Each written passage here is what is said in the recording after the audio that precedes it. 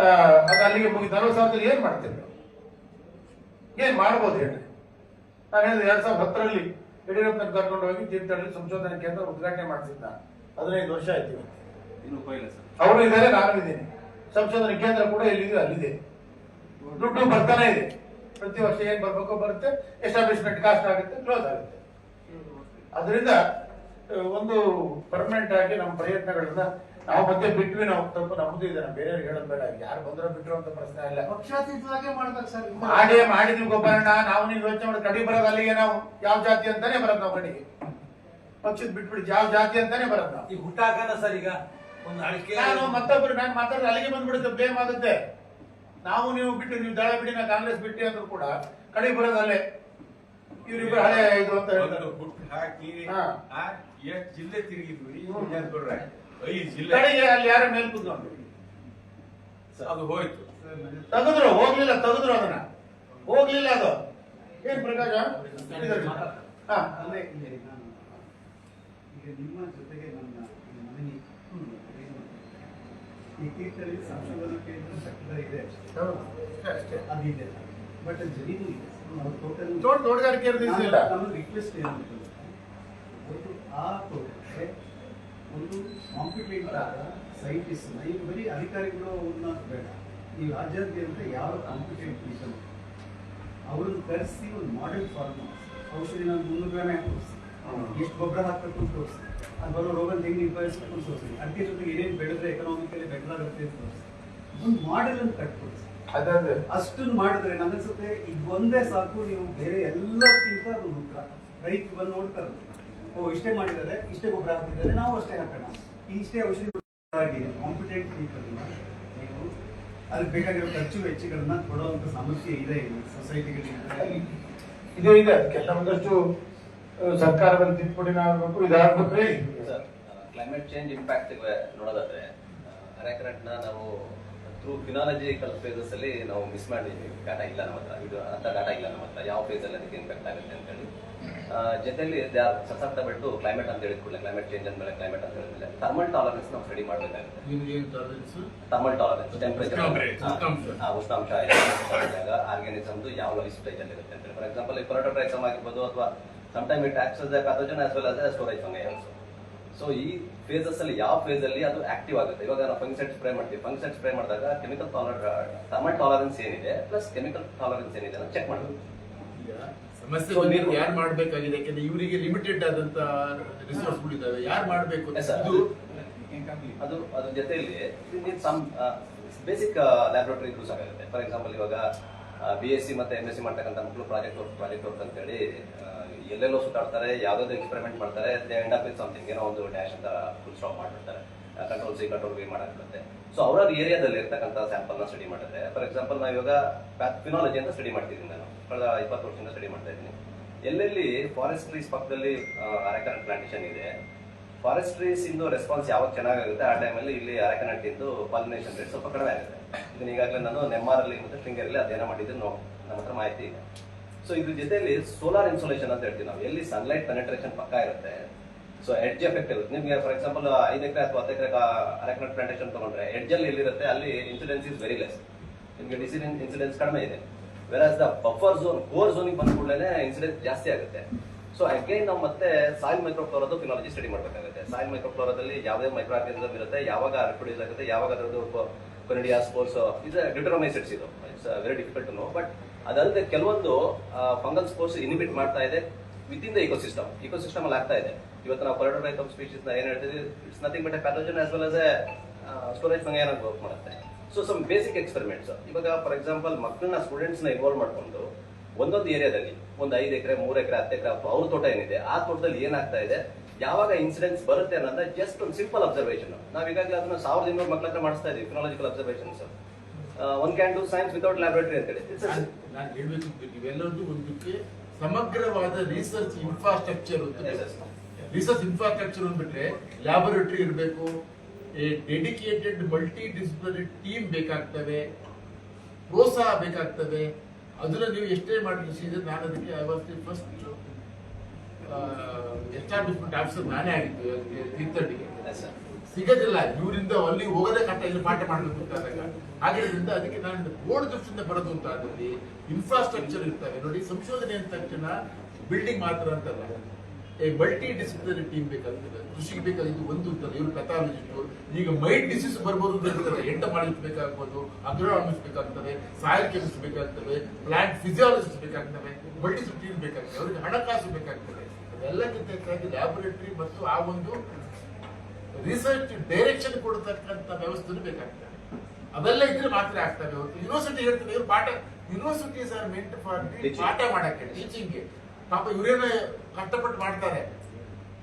ಹಾಗಾಗಿ ಯೂನಿವರ್ಸಿಟಿ ಬಿಡ್ತೇವೆ, V not expect, ಅದು ಅರ್ಥನೇ ಆಗೋದಿಲ್ಲ. ಯೂನಿವರ್ಸಿಟಿ ಇದೆ ಅಂತ ತಕ್ಷಣ ಪಾಠ ಮಾಡಿ ನೀವು ಕಾಲೇಜ್ ಮಾಡಿದ್ರೆ ಸ್ಟಾಫ್ ಇಲ್ಲ, ಯೂನಿವರ್ಸಿಟಿ ಇಡೀ ದೇಶದಲ್ಲಿ ಕಾಲೇಜ್ ನಮ್ಮ ರಾಜ್ಯದಲ್ಲಿ ಇದಾವೆ, ಪಾಠ ಮಾಡಲಿಕ್ಕೆ ಆಗೋದಿಲ್ಲ. ಸಪರೇಟ್ ಆಗ್ಬೇಕಾಗ್ತದೆ. ನಮ್ಮ lab biodiversity education and research lab is ready to cooperate. ನಂದು ಬಂದ್ರೆ ಯಾರಿಗೆ ಕೊಡ್ಬೇಕು ನೋಡ. ಮತ್ತೊಂದು ಮಂಜಾತ್ ಕೊಡ್ರಿ, ಇವಾಗ ನಾನು ತಿಳಿದ ಮಟ್ಟಿಗೆ ನಿಮಗೆ ರಾಜ್ಯ ಸರ್ಕಾರದಲ್ಲಿ ಖಂಡಿತ ನಿಮ್ಮ ಮಾರ್ಕೆ, ನೀವು ಮಲ್ನಾಡು ಅಭಿವೃದ್ಧಿ ಮಂಡಳಿ ಅಧ್ಯಕ್ಷರಾಗಿದ್ದೀರಿ, ನಿಮ್ಮ ರಾಜ್ಯ ಸರ್ಕಾರದಲ್ಲಿ ನನ್ನ ಒಂದು ಇದು ಮಾಹಿತಿ ಬಂದ ಪ್ರಕಾರ ಪಾರ್ಲಿಮೆಂಟ್ ಅಲ್ಲಿ ಕರ್ನಾಟಕದಿಂದ ಕೆಲವು ಎಂಪಿಗಳ ಮಾತನ್ನ ಎಲ್ಲ ಮಂತ್ರಿಗಳು ಕೇಳ್ತಿದ್ದಾರೆ. ಅದರಲ್ಲಿ ಒಂದು ಪ್ರಭಾ ಮಲ್ಲಿಕಾರ್ಜುನ್ ಅವ್ರ ಮಾತು, ಅವ್ರ ಅಡಿಕೆ ಬಗ್ಗೆ ಚೆನ್ನಾಗಿ ಹೇಳಿದಾರಂತೆ. ಮತ್ತೆ ಮಂಜುನಾಥ್, ಯಾಕಂದ್ರೆ ಇವ್ರನ್ನ ಆ ಪಕ್ಷ ಈ ಪಕ್ಷದ ಮಂಜುನಾಥ್ ಅವರು ದೇವೇಗೌಡರ ಒಳ್ಳೆಯ ಇದ್ದಾರೆ, ಮತ್ತು ಅವರು ಸ್ವತಃ ವೈದ್ಯರು ಹೌದು.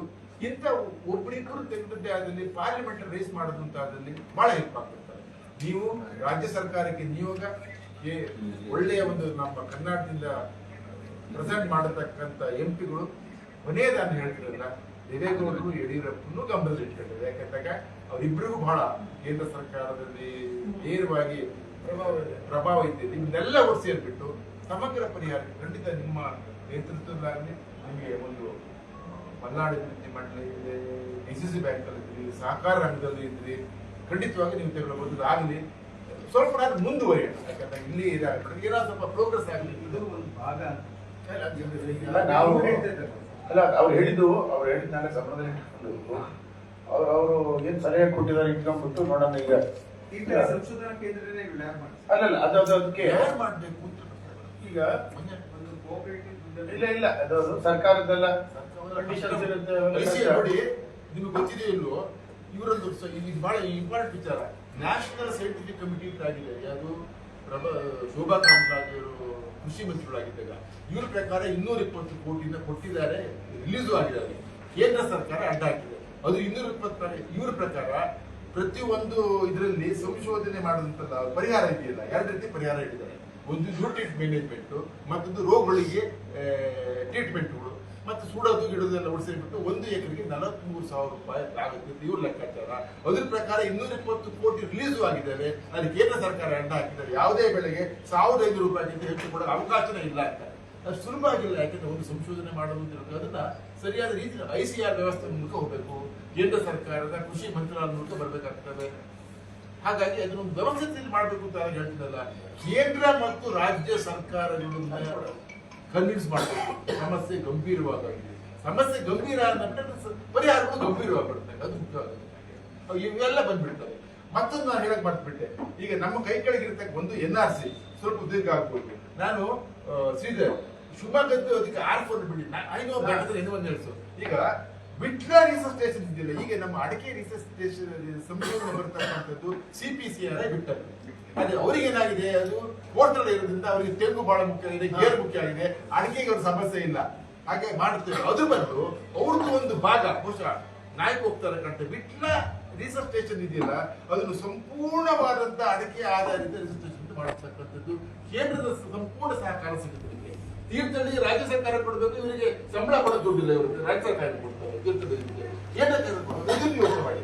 ವಿಟ್ಲ ರಿಸರ್ಚ್ ಸ್ಟೇಷನ್ಸ್ ಅನ್ನು ಒಂದೇ ತಕ್ಷಣ ಕೇಳಬೇಕಾದ ನನ್ನ ದೃಷ್ಟಿಯಿಂದ NRC ಅರೆಕರ್ನಾಟಕ ಕೇಂದ್ರ ಒಂದು ಮಾಡಿದ್ರೆ ಹೆಚ್ಚಿನ ಸಮಸ್ಯೆ ಇಲ್ಲ. ಯಾಕಂದ್ರೆ ಎಲ್ಲ ಒಂದು ಸ್ಟ್ರಕ್ಚರ್ ರೆಡಿ ಆಗಿದೆ, ಸ್ಯಾಂಕ್ಷನ್ ಮಾಡೋದು ಮಾತ್ರ.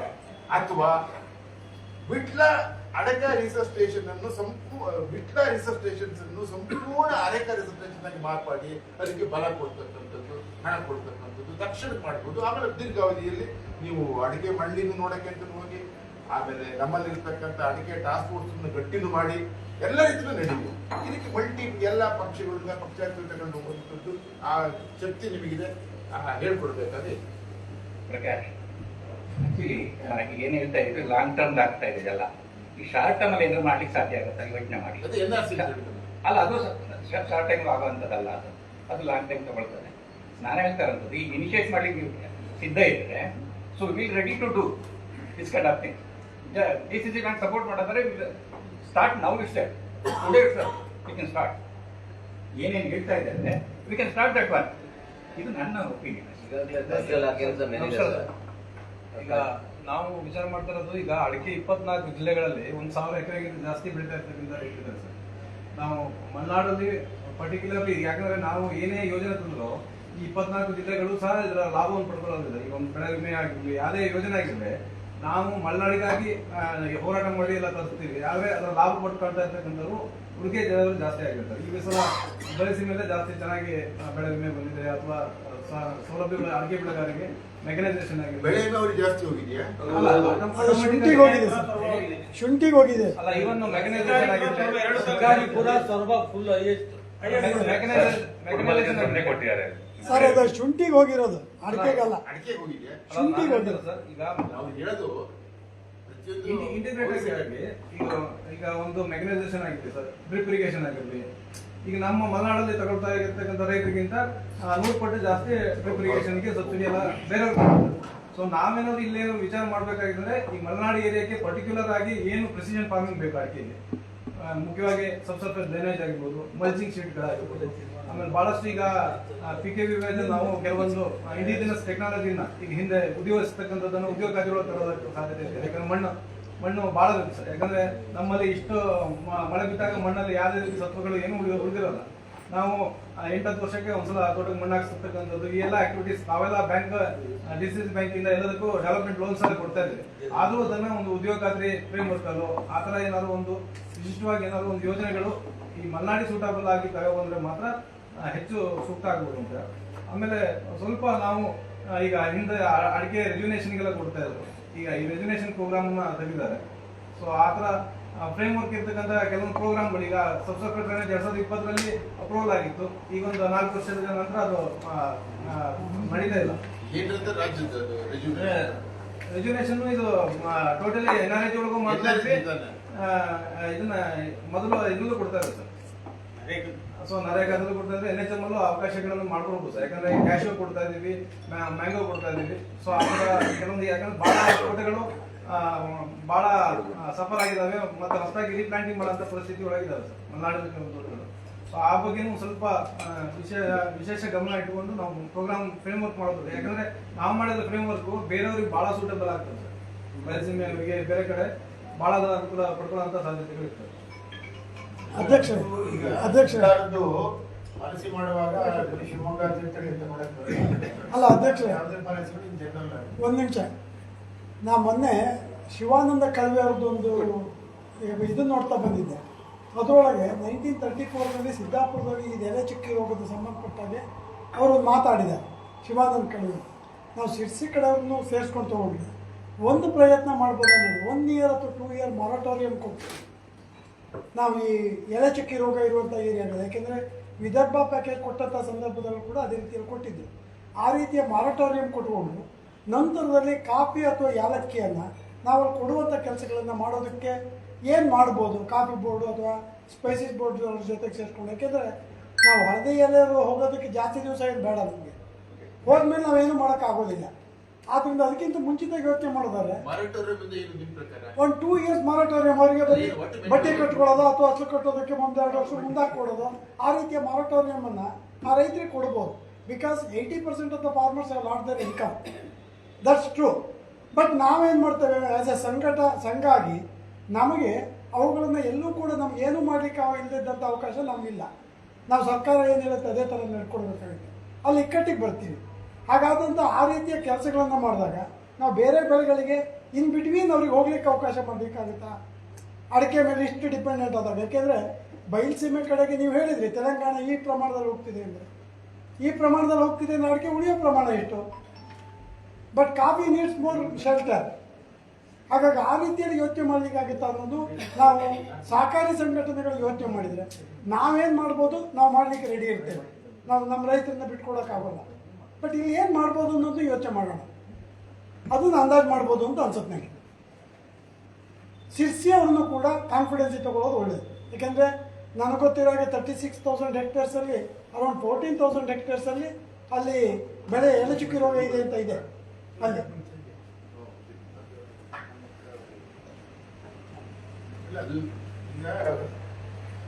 ನಾವು ಇಷ್ಟು ದೀರ್ಘ ಹೋಗ್ತೀವಿ ತಿಳ್ಕೊಂಡ್ರೆ ಹಾಗೆ ಊಟದ ವ್ಯವಸ್ಥೆ ಮಾಡಲಿಲ್ಲ ಸರ್. ಅದರಿಂದ ಅಕ್ಕೆ ಮಜ್ಜಿಗೆ ಕುಡಿಸ್ತಾ ಇದ್ದೀವಿ ಹೊಟ್ಟೆ ತಣ್ಣಗಾಗಲಿ ಅಂತ. ಅವ್ರು ಹೇಳಿದ್ದು ಒಳ್ಳೆ ಅಲ್ಲ, ಈಗ ಜಯರಾಮ್ ಹೇಳಿದ್ದು ಸಲಹೆ ಇವೆಲ್ಲಕ್ಕೂ ಒಂದು ಫೋರಂ ಬೇಕು ನಮಗೆ. ಇವೇನು ಸಲಹೆಗಳಿದಾವೆ ಇದೆಲ್ಲಕ್ಕೂ ಕಡಿಮೆ ಬರೋದು ಅಲ್ಲಿಗೆ. ಅದರಿಂದ ನೋಡೋಣ, ಈ ಒಂದು ಅದಕ್ಕೆ ಬೇಜಾರಾಗುತ್ತೆ ನಮಗೆ. ನಮ್ಮ ಗೋಪಾಲಗೌಡರು ಭಾಷಣ ಹೋದ್ರಲ್ಲ, ಈಗ ಒಂದು ಸಭೆ ಮಾಡಿ ನೋಡೋಣ ನಾವು ಎಲ್ಲಾಗುತ್ತೆ ಅಂದ್ರೆ. ಈಗ ನಮ್ಮ ತಲೆಯೊಳಗೆ ಇನ್ನೂ ಈ ಪಕ್ಷಗಳು ಕೂತ್ಬಿಟ್ಟಿದಾವೆ ಜಯರಾಮ್, ಭಾರಿ ಜನಕ್ಕೆ. ಹಂಗ ಕೆಲವರು ಬಂದಿಲ್ಲ. ನಿಮಗೂ ಅರ್ಥ ಆಗುತ್ತೆ, ನಮಗೂ ಅರ್ಥ ಆಗುತ್ತೆ.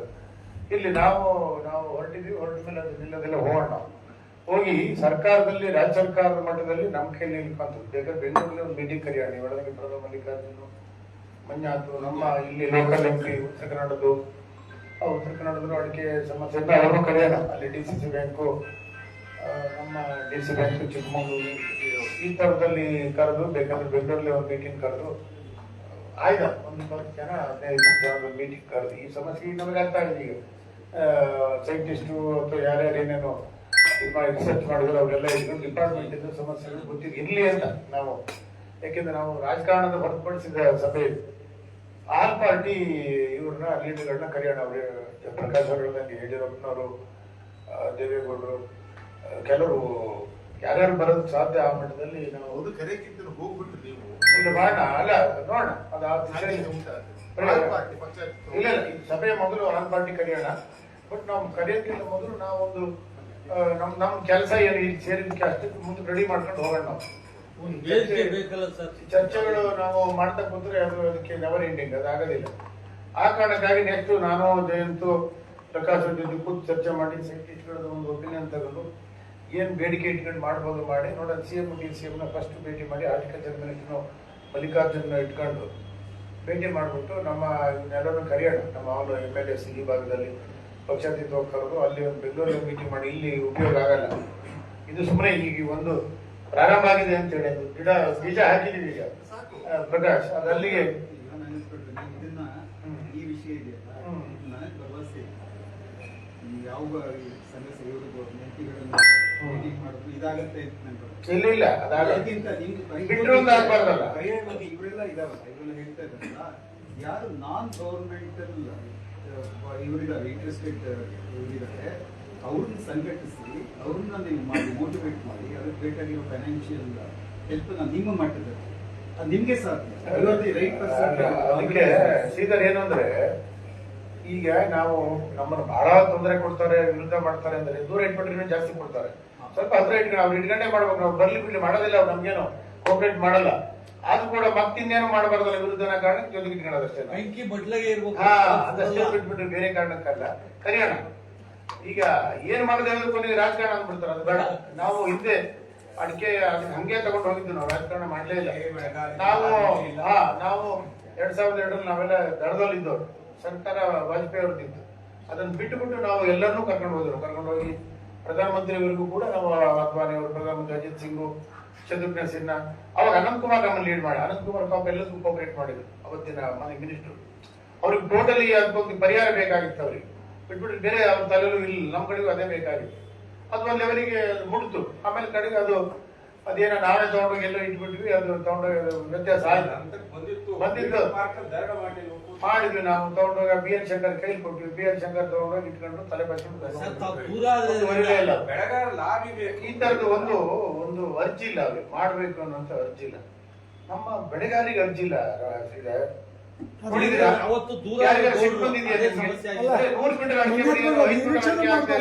ಸಿಟ್ಟೆ ಬರೋದಿಲ್ಲ ಇವಕ್ಕೆ ಅಂದ್ರೆ ನಾವು ಯಾವ ಭಾಷೆ ಹೇಳೋದು? ಅಲ್ಲ ಅಧ್ಯಕ್ಷರೇ, ನಾವು ನಿರೀಕ್ಷೆ ಮಾಡಬಾರ್ದು, ನಮ್ ಕೆಲಸ ಮಾಡೋಣ ಅಷ್ಟೇ ಅದಕ್ಕೆ ಹೇಳೋದು ನಾವು. ನಿರೀಕ್ಷೆ ಇಲ್ಲ ಜರ. ನಿರೀಕ್ಷೆ ಇದ್ರೆ ನಾವು ಇನ್ಕಮ್ ಟ್ಯಾಕ್ಸ್, ಇಡಿ, ಹೌದೌದು.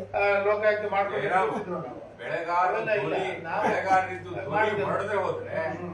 ನಾವು ಈ ಮೀಟಿಂಗ್ ಮಾಡಿದ್ರೆ ಅದರಿಂದ ಒಂದು ವಿಶೇಷವಾಗಿ ಅದನ್ನ ಮಾಡೋಣ. ಕೋಪರೇಟಿವ್ ಎಷ್ಟು ಜನ ಬರ್ತಾರೋ ಅದನ್ನ ಕುತ್ಕೊಂಡು ಮಾಡ್ಬೇಕಾದ್ರೆ ನಾವು ಹೇಳಿದ್ವಲ್ಲ, ನಾನೇ ಯೋಚನೆ ಮಾಡಿದ್ದೆ. ನಾನು ಒಂದು 5-6 ತಿಂಗಳಿಂದ, ಒಂದು ವರ್ಷದ ಹಿಂದೆ ಯಾರೋ ಪಾಪ ಇಬ್ಬರು ಸೈಂಟಿಸ್ಟ್ ಬಂದಿದ್ದೆ ಪ್ರೈವೇಟ್. ಸರ್ ನೀವು ಒಂದಷ್ಟು ದುಡ್ಡು ಕೊಡೋದ್ರೆ ನಾವು ಕೆಲವೊಂದು 8-10 ಪ್ಲಾಟ್ಗಳು ಹುಡ್ಕೊಂಡು ನಾವು ಮಾಡ್ತೀವಿ ಅಂತ ಒಂದು ಮೆಡಿಸಿನ್ ಕೂಡ ರೆಡಿ ಮಾಡಿದ್ರು ಅವರು. ಅದಕ್ಕೆ ನಾವೊಂದು ನಮ್ದು ಕೋಪರೇಟಿವ್ ಒಂದು ವ್ಯವಸ್ಥೆ ಬೇಕಲ್ಲ. ಇಷ್ಟು ದುಡ್ಡು ಅಲ್ಲಿ ಇಡೋದಕ್ಕೆ ನಿಮ್ಗೆ ಸುಮ್ಮನೆ ಇಡಕ್ಕಾಗುತ್ತೆ ನಿಮ್ದು? ಈ ನಮ್ಗೆ ಲಾಭ ಆಗಿದೆ, ಲಾಭ ದುಡ್ಡು ಕೊಡೋದಕ್ಕೊಂದು ಅದಕ್ಕೊಂದು ಪರ್ಮಿಷನ್ ಅನ್ನೋದು ಬೇಕಲ್ಲ. ಅದಕ್ಕೆ ಈ ನಮ್ಮ ಎಲ್ಲಾ ವ್ಯವಸ್ಥೆ ಜೊತೆಗೆ ಇಟ್ಕೊಂಡು CM ಅವ್ರ ಜೊತೆಗೆ ಕೂತು, DCM ಜೊತೆಗೆ ಕೂತು ಚರ್ಚೆ ಮಾಡಿದಾಗ ಅಲ್ಲೊಂದು ಪರಿಹಾರ ಬರ್ತಾರೆ. ನಾವು ಹೀಗೆ ಮಾಡ್ಬೇಕು ಅಂತೀವಿ, ನಿಮ್ ಕೈಲಿ ಎಷ್ಟು ಸಾಧ್ಯ ಅಷ್ಟು ಕೊಡಿ, ಉಳಿದಿದ್ದು ನಾವು ಹಾಕೊಳ್ತೀವಿ ಮೇಜರ್ ಆಗಿ ಒಂದು ಮಾಡೋಣ ಅಲ್ವಾ?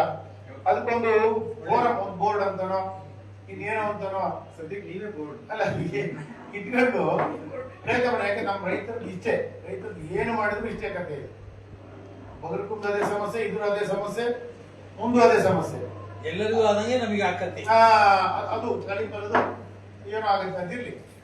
ನಮ್ಮ ಎಕಾನಮಿ ಶಿವಮೊಗ್ಗ ಜಿಲ್ಲೆ ಎಕಾನಮಿ ದೃಷ್ಟಿಯಿಂದ ಅಥವಾ ಉತ್ತರ ಕನ್ನಡದಲ್ಲಿ ಅದು ಬೇರೆ ಬೇರೆ ಇರ್ಬೋದು. ಶಿವಮೊಗ್ಗ ಮಾತ್ರ ನಾವು ಸಂಪೂರ್ಣವಾಗಿ ಅಡಿಕೆ ಮೇಲೆ ನಾವು ಡಿಪೆಂಡ್ ಆಗುವಂಥದ್ದು. ಅವನ್ನೆಲ್ಲ ಕರೆಯೋಣ. ಅದು ನಮ್ಮದೇ ಮುಖ್ಯ ಪಾಯಿಂಟ್ ಇಟ್ಕೊಂಡು ನಾವು ಮುಂದಿನ ದಿನದಲ್ಲಿ ಬೆಂಗಳೂರಲ್ಲಿ ಒಂದು ರೆಡಿ ಮಾಡ್ಕೊಂಡು ರೆಡಿ ಮಾಡ್ಕೊಂಡು ಪ್ರಯತ್ನ ಮಾಡಿ ಒಂದ್ ದಿವಸ ಮೊದಲು ಟೈಮ್ ತಗೊಂಡು CM DCM ಹಾರ್ಟಿಕಲ್ಚರ್ ಮಿನಿಸ್ಟರ್ ಇವೆಲ್ಲ ಪ್ರಮುಖರನ್ನು ಕರೆಯೋಣ. ಬನ್ನಿ ಅಲ್ಲಿ ಇಂಥ ದಿವಸ ಬರಬೇಕು. ಬೇಕಾದ್ರೆ ಸಾಟರ್ಡೇನೋ ಸಂಡೇನೋ ಅವ್ರಿಗೆ ಸೆಷನ್ ಮತ್ತೊಂದು ಹಿಂದಿನ ದಿವಸ ಕರೆಯೋಣ. ಬರೋದು ಬಿಡೋದು ಅವ್ರಿಗೆ. ಇವತ್ತು 2-3 ಜನ ಬರ್ಲಿಲ್ಲ ಮಾರ್ಕೆಟಿಂಗ್ ಸೊಸೈಟಿ. ಅದ್ ಕಾರಣನೂ ನನಗೆ ಗೊತ್ತಾಗುತ್ತೆ. ಅದರಿಂದ ಆ ತರ ಕರೆದ್ಬಿಟ್ಟು ಸುಮ್ಮನೆ ಜಾಸ್ತಿ ಸೇರ್ಸೋದು ಬೇಡ ಮರಾಯ, ಸಾಕು. ನಾವು APMC ಮಾಡೋದು ಅದೇ ಕತೆ. ಅಲ್ಲಿ ಏನೆಲ್ಲ ತಲೆ ಇಲ್ಲ ಬಾಲ ಇಲ್ಲ, ಇದ್ದಾರೆ ಕಮಿಟಿ ಇದೆ, ಸೆಕ್ರೆಟರಿ ಹೋಗಿದ್ದಾರೆ, ಅವನೇ ಅಂತ ಬರ್ತಾರೆ. ಚುನಾಯಿತ ಪ್ರತಿನಿಧಿಗಳಿಲ್ಲ ಅಂದಾಗ ಅದು ಮುಗಿದು ಕರೆಯೋದ್ರಿಂದ ಏನು ಉಪಯೋಗ ಇಲ್ಲ. ಅದು ಇದ್ದವರಷ್ಟು ಜನ ಕುತ್ಕೊಂಡ್ಬಿಟ್ಟು ಮಾಡೋಣ. ಆದ್ರೆ ಒಬ್ಬರು ಯಾರು ಗಂಗಾಧರ ಅಂತ ಯಾರೋ ಒಬ್ಬರು ಸೈಂಟಿಸ್ಟ್ ಬರಲಿ CMಗೆ ಅಟ್ಲೀಸ್ಟ್ ಮಿನಿಮಮ್ ಪ್ರಕಾಶಿಗೆ ನೀವು ಬ್ರೀಫ್ ಮಾಡೋದು ಸಿಂಪಲ್ ಆಗಿ. ಯಾಕೆ ಅವ್ರಿಗೆಲ್ಲ ಇಷ್ಟು ಟೈಮು ಸಿಕ್ಕಾಗ ಕೂತು ಒಂದು ಅವೆಲ್ಲ ನಿಮಗೆ ಬಿಡ್ತೀವಿ. ಯಾರು ಕರಿಬೇಕು ಅಂತ ಹೇಳಿ ಪ್ರಕಾಶ ಬಿಡ್ತೀವಿ. ಈ ಲ್ಯಾಬೊರೇಟರಿ ಸಂಬಂಧಪಟ್ಟಿದ್ದು ಕರ್ಕೊಂಡು ಪ್ರಕಾಶ ಬಿಡೋಣ. ರಾಜಕೀಯವಾಗಿ ನಾವು ಏನು ಶಕ್ತಿ ಕೊಡೋದಕ್ಕೆ ಸಾಧ್ಯ ಇದೆ ನಿಮ್ದೆಲ್ಲ ಅದ್ರ ಬಗ್ಗೆ ಯೋಚನೆ ಮಾಡ್ಕೊಂಡು ಮಾಡೋಣ. ಒಂದು ನಾವು ಮಾಡಿದ್ದೀವಿ. ನಾವು ಮಾಡಿ ಒಂದು ದೊಡ್ಡ ಧರಣಿ ಮಾಡಿದ್ವಿ ನಾವು ಫ್ರೀಡಮ್ ಪಾರ್ಕ್. ಬಹಳ ದೊಡ್ಡ ಧರಣಿ ಯಡಿಯೂರಪ್ಪ ಬಂದಿದ್ರು, ಕುಮಾರಸ್ವಾಮಿ ಅವರು ಬಂದಿದ್ರು. ಬಹಳ ದೊಡ್ಡ ಧರಣಿ ಚೆನ್ನಾಗಾಗಿತ್ತು. ಒಂದು ಹಂತಕಾಲ ಸುಮಾರು ಒಂದು 4,000 ಜನ ನಾವು ಹೋಗಿದ್ವಿ. ನಾವು ಚಿಕ್ಕಮಗಳೂರು ಶಿವಮೊಗ್ಗ ಜಿಲ್ಲೆ ಸೇರಿದ್ವಿ ನಾವು. ಅದೇನಾಯ್ತು, ನಾವು ಅಲ್ಲಿಗೆ ಡಿಸ್ಕಂಟಿನ್ಯೂ ಮಾಡ್ಬಿಟ್ಟು ಅಡಿಕೆ ರೇಟ್ ಜಾಸ್ತಿ ಆಯ್ತು. ಎಲೆ ಚುಕ್ಕೆ ರೋಗ ಬಂದಿರ್ಲಿಲ್ಲ, ಬರೀ ಕೊಳೆ ರೋಗ ಒಂದೇ ಇತ್ತು. ಇದು ಎಲೆ ಚುಕ್ಕೆ ರೋಗ ಅಂದ್ರೆ ಕೊರೋನಾ ಇತ್ತು ಅಥವಾ ಕ್ಯಾನ್ಸರ್. ಅದಕ್ಕೆ ದಯವಿಟ್ಟು ಕ್ಯಾನ್ಸರ್ ಟೈಪ್ ಆಗಿದೆ ಭಾರಿ ಜನಕ್ಕೆ. ಅದು ಇದು ಪ್ರಭಾವ ಅದು ಗೊತ್ತಾಗಿಲ್ಲ. ಆದ ರೈತರುಗಳು ನೀವು ನಂಬಿ ಬಿಡಿ, ನನಗೆ ಹೊಟ್ಟೆ ಉರಿತದೆ. ರೈತರು ಆತ್ಮಹತ್ಯೆ ಮಾಡ್ಕೊಳ್ಳೋದು ಮುಂದೆ ಆ ಥರ ದುಡ್ಡು ಆ ಥರ ರೈತರಿಗೆ ಬೇರೆ ದಾರಿ ಇಲ್ಲ. ಮಾರಿಟೋರಿಯಂ ಮೇಲೆ ಬೇರೆ ಈ ಸರ್ಕಾರಗಳು ಕೊಡಲ್ಲ. ಅದ್ರ ಬಗ್ಗೆ ಯೋಚನೆ ಮಾಡ್ತೀವಿ. ಕೊರೋನಾದಲ್ಲೇ ಕೊಡ್ಲಿಲ್ಲ ನಿಮ್ಗೆ. ಯಾರಿಗೆ ಟ್ರಾನ್ಸ್ಪೋರ್ಟ್ ನಡೆಸೋರು ಸತ್ತೋದ್ರು, ವಿಷ ಕೊಡಿದ್ರು, ಹೋಟ್ಲು ಉದ್ಯಮದಲ್ಲಿ ಸತ್ತೋದ್ರು. ಯಾರಿಗೂ ಮಾರಿಟೋರಿಯಂ ಇರ್ಲಿ, ಸ್ವಲ್ಪ ಮುಂದೆ ಹಾಕೊಡ್ತೀವಿ ನಿಮ್ಗೆ ಕಂತುಗಳನ್ನ ಅನ್ನೋದು ಕೂಡ ನಾವು ಅಲ್ಲಿ ಆಲೋಚನೆ ಬ್ಯಾಂಕ್ ಲೆವೆಲ್ ಅಲ್ಲಿ ಆಗ್ಲಿಲ್ಲ. ಅದರಿಂದ ಯಾವ ಲೆವೆಲ್ ಇದೆ RBI ಇವತ್ತು ಅಂದ್ರೆ, ನೀವು ಸಾಲ ವಸೂಲು ಮಾಡಲಿಲ್ಲ ಅಂದ್ರೆ ನಿಮಗೊಂದು 20,000 ರೂಪಾಯಿ ದಂಡ ಹಾಕ್ತಾರೆ. ಈ ನಾವು DL ಇಲ್ಲ, ಇದಿಲ್ಲ, ಟ್ರಾಫಿಕ್ ರೂಲ್ಸ್ ಅನ್ನ ಚೇಂಜ್ ಆ ಮಟ್ಟಕ್ಕೆ RBI ಬಂದಿದೆ. ಅದರಿಂದ ಅವೆಲ್ಲ ನಮಗೆ ಗೊತ್ತಿದ್ದರಿಗೆ ಗೊತ್ತಿರ್ತಾವೆ, ಅವೆಲ್ಲ ಉಪಯೋಗ ಆಗಲ್ಲ. ನಮ್ಮ ಲೆವೆಲ್ ಅಲ್ಲಿ ಅಟ್ಲೀಸ್ಟ್ ಪ್ರಾಫಿಟ್ ಬಂದಿದ್ರಲ್ಲಿ 20% ದುಡ್ಡನ್ನು ತೆಗೆದಿಟ್ಟು ಇದು ನಿರಂತರವಾಗಿ ಈ ದುಡ್ಡನ್ನು ಸೇರಬೇಕು. ಪ್ರಕಾಶ್ ಅದಕ್ಕೆ ಸರ್ಕಾರದಿಂದ ಒಂದು ಆದೇಶ ಮಾಡಿಸ್ಕೊಂಡು ಸಾವಿರಾರು ಕೋಟಿ ಲಾಭ ಬರುತ್ತೆ. ಆ ದುಡ್ಡನ್ನ ಯಾವ್ದೋ ಒಂದು ನಮ್ಮ ಇಲ್ಲಿ ಇರುವಕ್ಕಿಗೆ ಕೊಡ್ಲಿಕ್ಕೆ ಅಲ್ಲೇ ಒಂದು ಜಾಗ ಮಾಡ್ಕೊಳ್ಳೋದು. ನನಗೇನು ವಿಟ್ಲ ಹಿಡಿಸ್ತಾ ಇಲ್ಲ, ನೀವು ಹೇಳಿದ್ರು ಹೋಗ್ತೀನಿ ಸದ್ಯಕ್ಕೆಲ್ಲ ಅವ್ರ ಹತ್ರ ಇದೆ ಅನ್ನೋದು ಬೇಡ. ನಮ್ಮಲ್ಲೇ ಬೇಕಾದ್ರೆ ಎಷ್ಟು ಖರ್ಚಾಗಿದೆ ಇನ್ಫ್ರಾಸ್ಟ್ರಕ್ಚರ್ ಇದೆ ಅಂತ ಅವ್ರು ಹೇಳಿದ್ರು. ಇನ್ಫ್ರಾಸ್ಟ್ರಕ್ಚರ್ ಏನಾಗುತ್ತೆ. ನಾನು ಇವರೊಂದು ಹೇಳಿದ ಪಾಯಿಂಟಿಗೆ ವಿ ಕ್ಯಾನ್ ಅವೆಲ್ಲವೂ ವೆರಿ ಗುಡ್ ಪಾಯಿಂಟ್ ಅವ್ರು ಇದು ಮಾಡಿದ್ರು. ಏನಾಗುತ್ತೆ, ಇವೆಲ್ಲವೂ ಸ್ಟಾರ್ಟ್ ಆಗೋದು ನೋಡಿ ಶಿವಮೊಗ್ಗ ಜಿಲ್ಲೆ ನೋಡಿಬೇಕಾದ್ರೆ, ಅಥವಾ ಚಿಕ್ಕಮಗಳೂರು ಜಿಲ್ಲೆ ಹಳದಿ ರೋಗ, ಎಲೆ ಚುಕ್ಕೆ ರೋಗ, ಬೇರುಡ ಎಲ್ಲವೂ ಸ್ಟಾರ್ಟ್ ಆಗಿದ್ದು ಇಲ್ಲೇ. ಕೊಳೆ ಕೂಡ ಅವ್ರಿಗೆ ಅದು ಯಾವುದು ಬಾತ್ಸಲ್ಲ. ನಮಗೆ ಬಿಟ್ಲ ದೂರ ಆಗ್ಬಿಡ್ತವೆ, ನಮಗೆ ನಿಗಾ ಕಡಿಮೆ ಆಗುತ್ತೆ. ಇಲ್ಲಿ ತಾತ್ಕಾಲಿಕವಾಗಿ ಅಲ್ಲಿ ಮಾಡಿ ಅನ್ಬೋದು. ಪರ್ಮನೆಂಟ್ ಆಗಿ ಶಿವಮೊಗ್ಗ ಜಿಲ್ಲೆಯಲ್ಲಿ ಎಲ್ಲ ಒಂದ್ ಕಡೆ ಯೂನಿವರ್ಸಿಟಿలో ಇಂಥದ್ದು ಒಂದು ಒಂದು ಅದಕ್ಕಾಗಿ ಸ್ಪೆಷಲ್ ಆಗಿ ಒಂದು ವ್ಯವಸ್ಥೆ ಇಟ್ಬಿಟ್ಟು ಹಾರ್ಟಿಕಲ್ಚರ್ ಡಿಪಾರ್ಟ್ಮೆಂಟ್ ಅವರು ಕೋಆಪರೇಟಿವ್ ಮೂರು ಕೂತ್ಕೊಂಡು ಅಲ್ಲಿ ಇಟ್ಕೊಂಡು ಮಾಡೋ ಹಾಗೆ ಒಂದು ಮೆಮೊರಂಡಮ್ ರೆಡಿ ಮಾಡಿಬಿಟ್ಟು ನಮ್ಮಲ್ಲಿ ಇವನ್ನೆಲ್ಲರೂ ಕೂಡ ಕರ್ಕೊಂಡು ಹೋಗಿ ಕೂತು ಪ್ರಕಾಶ್ ಒಂದು ದಿವಸ ನಾನು ಆ ಟೈಮಿಗೆ ಎಲ್ಲ ಇದು ಮಾಡ್ತೀನಿ ಟೈಮಿಂಗ್ ತಗೊಳ್ಳೋಕ್ಕೆ ಜನವರಿ ಈಗಂತೂ ಈ ಒಂದು ವಾರ 15 ದಿವಸ ಕಷ್ಟ ತಗೊಂಡ್ಬಿಟ್ಟು ಒಂದು 2 ಡೇಸ್ ಅಲ್ಲಿ ಇರೋಣ 2 ಕೂತು ಅವರು ಕರೆ ಹೊಡೆದಾಗೆ ಪ್ರಭಾ ಮಲ್ಲಿಕಾರ್ಜುನ್ ತುಂಬಾ ಚೆನ್ನಾಗಿ ಅವರು ಹೈಲೈಟ್ ಮಾಡಿದ್ದಾರೆ ವಿಚಾರಗಳನ್ನ ಅದರಲ್ಲಿ ಪಕ್ಷಾತೀತವಾಗಿ ಇಲ್ಲಿ ಪಾರ್ಲಿಮೆಂಟ್ ಅಲ್ಲಿ. ಆಮೇಲೆ ಮಂಜಾತ್ ಅವರು ಕೂಡ ಅವ್ರಿಗೇನು ರಾಜಕಾರಣಿ ಅಂತ ಅಲ್ಲ, ಡಾಕ್ಟರ್ ಸಿ ಎನ್ ಮಂಜಾತ್ ಅವ್ರೇನು ರಾಜಕಾರಣಿ ಟೈಪ್ ಅಲ್ಲ, ಬಟ್ ಇದು ಹೇಳಿದ್ರೆ ಅವರು ಕೂಡ ಹೋಗ್ತಾರೆ. ಅವರು ಕರೆಯೋಣ ಒಂಥರ ಸ್ವಲ್ಪ ಪ್ರಭಾವ ಇರುವಂತವ್ರನ್ನ ಒಳ್ಳೆ ಕರೆದ್ಬಿಟ್ಟು ಅಲ್ಲಿ ನೋಡೋಣ ಏನ್ ಮಾಡ್ಬೋದು. ಇಲ್ಲಿ ನಮ್ಮ ಚುನಾಯಿತ ಪ್ರತಿನಿಧಿಗಳನ್ನ ಕೂಡ ಕರೆದು ಇಲ್ಲಿ 2-3 ಜನ ಮಿನಿಸ್ಟರ್ಗಳನ್ನ ಕರೆದ್ಬಿಟ್ಟು ಒಂದು ಫೈನಲ್ ನಾವು ಒಂದು ಪ್ರಿಪರೇಷನ್ ಇದೊಂದು ತಯಾರಿಗಾಗಿ ಒಂದು ಪೂರ್ವಭಾವಿ ಸಭೆ ಇದೆ. ಈ ತೀರ್ಮಾನಕ್ಕೆ ನಿಮ್ಗೆ ಸರಿಯಾಗಿ ಏನಿರ್ತದೆ ನಮ್ಗೆಲ್ಲ ಗೊತ್ತಿದ್ರು ಕೂಡ ನಿಮ್ಗೆ ಗೊತ್ತಿದ್ದು ನಾವು ಇಟ್ಕೊಂಡು ಈಗ ನಾವು ಹಿಂಗ್ ಮಾಡ್ತಾ ಇದೀವಿ ಅನ್ನೋದು 4 ಜನಕ್ಕೆ ಗೊತ್ತಾಗ್ಬೇಕಲ್ಲ ಅಲ್ವಾ. ಅದರಿಂದ ಅದನ್ನ ಇಟ್ಕೊಂಡು ನಾನು ಇಲ್ಲಿ ನೋಡ್ತಾ ಇದ್ದೆ. ನಾನು ಈಗ ಮಾಡಿದಾರೆ ಪಾಪ ಯೂನಿವರ್ಸಿಟಿಯವರು ಬಹಳ ಶ್ರಮ ಪಟ್ಟಿದ್ದಾರೆ. ಅದನ್ನ ನಾವು ಸಿಂಪಲ್ ತೆಗೆದು ಹಾಕಕ್ ಬರೋದಿಲ್ಲ. ಅವರು ತುಂಬಾ ಕಷ್ಟಪಟ್ಟಿದ್ದಾರೆ. ಏನೇನು ಫಂಗಸ್ ಇದಾವೆ ಯಾವ್ಯಾವ ಕಾಲದಲ್ಲಿ ಗೋಪಾಲನ ಹೇಳಿದ್ರು 60 ವರ್ಷದ ಹಿಂದೆ ಇತ್ತು. ಹೌದು, ಇಷ್ಟು ಬೆಳೆದಿರ್ಲಿಲ್ಲ. ಕೊರೋನಾ ಇನ್ನೂ ಇತ್ತಂತೆ, ಕೊರೋನಾ 100 years ಬ್ಯಾಕ್ ಇತ್ತಂತೆ. ಇಷ್ಟು ಇರ್ಲಿಲ್ಲ, ಅದಕ್ಕೆ ಅವಕಾಶ ಸಿಕ್ತು. ಈ ಟೈಮಲ್ಲಿ ಬೆಳ್ಕೊಳ್ತದೆ. ಅದರಿಂದ ಅದು ಆ ತರದಲ್ಲಿ ಪ್ರಯತ್ನ ಮಾಡೋಣ. ನೀವೆಲ್ಲ ಕಡಿಮೆ ಅವಧಿಯಲ್ಲಿ ಇನ್ನೊಂದಿದೆ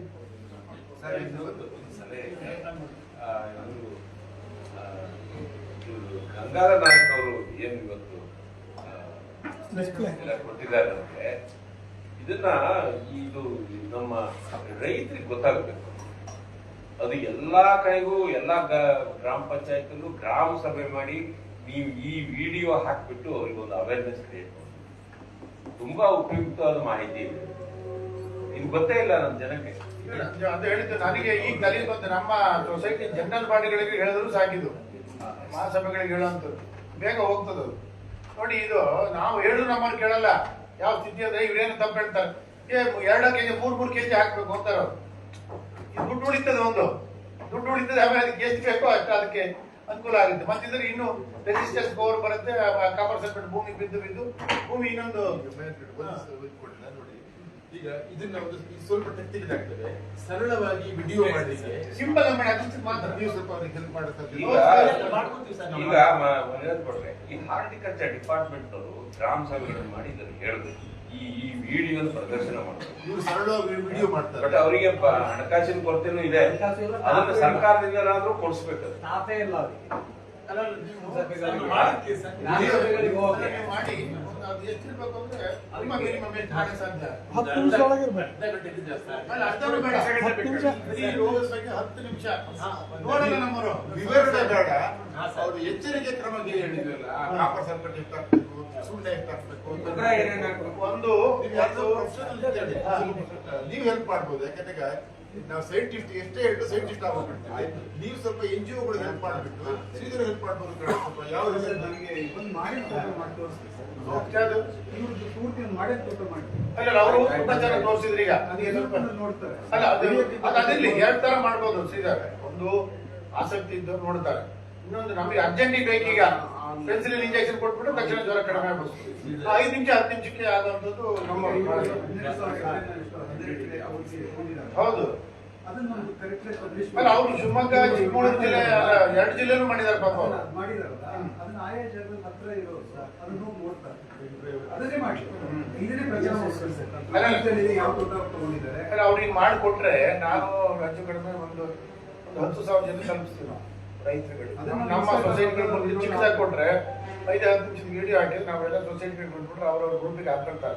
ಎಲ್ಲ ರೈತರು ಅಲ್ಲೇ ಬಂದ್ಬಿಡ್ತಾರೆ. ಇದನ್ನು ಒಂದು ಹೇಳಿದ್ರು, ನಾವು ಬಹಳ ಕಷ್ಟಪಡ್ತೀವಿ. ಯಾಕೆಂದಾಗ ಅದೇನು ಅದು ಕಾಸ್ಟ್ ಬೇರ್ ಮಾಡ್ಬೋದು. ಒಂದು ನಿಮಿಷ, ತೀರ್ಥಹಳ್ಳಿ ಅಡಿಕೆ ರಿಸರ್ಚ್ ಮಾಡ್ಕೊಂಡ ತಕ್ಷಣ ಶೃಂಗೇರಿ, ತೀರ್ಥಹಳ್ಳಿ ವರ್ಷ ಶೃಂಗೇರಿ ಶುರು ಆಯ್ತು, ಯುವರಾಜ್ ತೀರ್ಥಹಳ್ಳಿದಾಯ್ತು. ಆಮೇಲೆ ಅದು first university of agriculture Bengaluru ವ್ಯಾಪ್ತಿಯಲ್ಲಿ ಇತ್ತು. ಆಮೇಲೆ UH ಬಾಗಲಕೋಟೆಗೆ ಹೋಯ್ತು. ಎಲ್ಲ ಆಗ್ಬಿಟ್ಟು ತಂದಿದ್ವಿ. ತೀರ್ಥಹಳ್ಳಿ ಹಿಸ್ಟಾರಿಕ್ ಪ್ಲೇಸ್ ಹೋದ್ರು. ಹಾಗಿಂದ ಅವರು ಶ್ರೀಧರ್ ಹೇಳಿ ಉಂಟಲ್ಲ, ಅದನ್ನ ಒಂದು ಅಡಿಕೆ ಬೆಳೆಗಾರರು ಒಂದು ವೈಜ್ಞಾನಿಕವಾಗಿ ಯಾವ ರೀತಿ ಮಾಡಲ್ ಆದಂತ ಒಂದು ಅಡಿಕೆ ತೋಟವನ್ನು ಬೆಳೆಸಬಹುದು, ಅದು ಮಲ್ಟಿಪಲ್ ಆಗ್ಬೇಕು, ಅದು ಸಿಂಗಲ್ ಪ್ಲಾಂಟ್ ಆಗಬೇಕು. ಅಡಿಕೆ ತೋಟ ಅದು ಎಲ್ಲದೂ ಇರಬೇಕು. ಅದನ್ನ ಮಾಡ್ಲಿಕ್ಕೆ ಸರ್ಕಾರಕ್ಕೆ ಒಂದು ಒತ್ತಾಯ. ಯಾಕಂದ್ರೆ ಹಣಕಾಸು ಬೇಕು, ದುಡ್ಡು ಬೇಕು, ಸ್ಟಾಫ್ ಬೇಕು, ಇರೋರು ಬೇಕು. ಇದಕ್ಕೆ ಕೇಳೋದಿಲ್ಲ. ನಾವು ಇಲ್ಲಿ ಕೆಲವರು ಬೆಳಗ್ಗೆ ಸುಮಾರು ಹೋಗಿ ಮಾಡ್ಕೊಂಡ್ಬಿಟ್ರು. ಚಂದ್ರಪ್ಪನವರು ವೈಸ್ ಚಾನ್ಸಲರ್ ಆಗಿದ್ರು, ಶಿಫ್ಟ್ ಕೊಡ್ಬೇಕಾದ್ರೆ ರಾತ್ರಿ ಉಳಿಬೇಕು ಅಂತ ಹೇಳಿ ಗುರುಮೂರ್ತಿ ಅಂತ ಫಂಡ್ ಮಾಡಿದ್ರು. ಅದನ್ನೊಂದು ಮನವಿ ಮಾಡಿ. ತೀರ್ಥಹಳ್ಳಿ ಅಡಿಕೆ ಫಾರ್ಮ್ ಅನ್ನ ನೀವು ಒಂದು ಮಾಡಲ್ ಫಾರ್ಮ್ ನೀವೇ ಮಾಡುದು. ಓಕೆ, ಅದು ಹೇಳ್ತೀವಿ ನಾವು ಮಾಡಿ ಸೀರಿಯಸ್ ಆಗಿ ಮಾಡಿ. ಪಕ್ಷಾತೀತವಾಗಿ ನೆಕ್ಸ್ಟ್ ಕರಿಯರ್ ಪಕ್ಷಾತೀತವಾಗಿ ನಿಮ್ಮನ್ನು ಒಬ್ಬರಿಬ್ರು ಬನ್ನಿ, ಯಾರಿಗೆ ಸಾಧ್ಯ ಮಾಡಿ ಗೌರ್ಮೆಂಟ್ಗೆ ಸೀರಿಯಸ್ ಆಗಿ ಹೇಳೋಣ.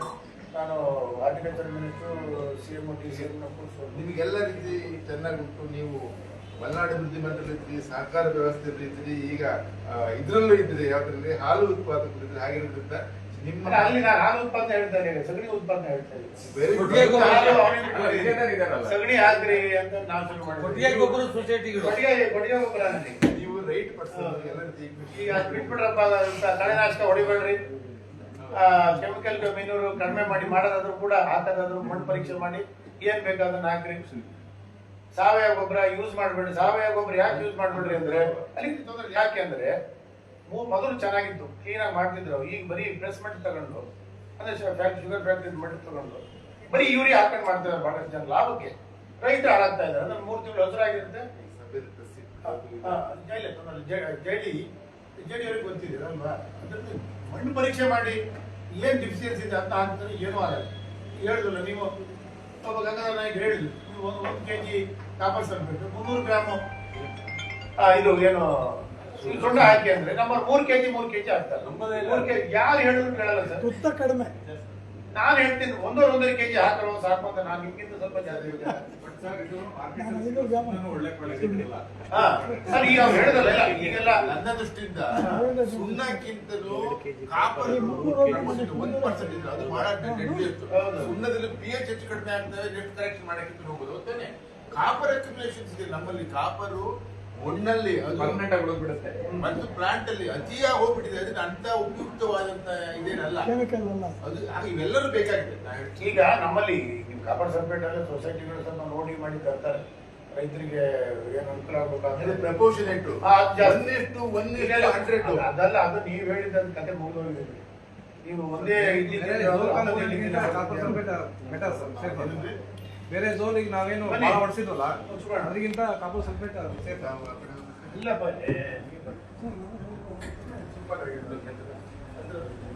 ಅಧ್ಯಕ್ಷರೇ, ಇದೇ ನಾವು ನಮ್ಮ ಅಜ್ಜನ ಕಾಲದಲ್ಲಿ ನಮ್ಗೆ 5 ಎಕರೆ ಅಡಿಕೆ ತೋಟ ಇದೆ. ಅಜ್ಜನ ಕಾಲದಲ್ಲಿ ಎಲೆ ಚುಕ್ಕಿ ರೋಗ ಇರ್ಲಿಲ್ಲ. ಅಪ್ಪ 75 ವರ್ಷ ಆಗತ್ತಂದ್ರೆ ಎಲೆ ಚುಕ್ಕಿ ರೋಗ ಇರ್ಲಿಲ್ಲ. ಮಕ್ಕಳ ಕಾಲದಲ್ಲಿ ಎಲೆ ಚುಕ್ಕಿ ರೋಗ ಜಾಸ್ತಿ ಆಗಿದೆ. ಆಮೇಲೆ ನಾವು ಅಜ್ಜನ ಕಾಲದಲ್ಲಿ ತೋಟಕ್ಕೆ ಕಬ್ಬಿಗೆ ಅಣೆಕಟ್ಟು ಹಾಕಿ ನೀರು ನಿಲ್ಲಿಸ್ತಿದ್ವಿ. ಈಗ ನಾವು ಸ್ಪ್ರಿಂಕ್ಲರು, ಮೈಕ್ರೋ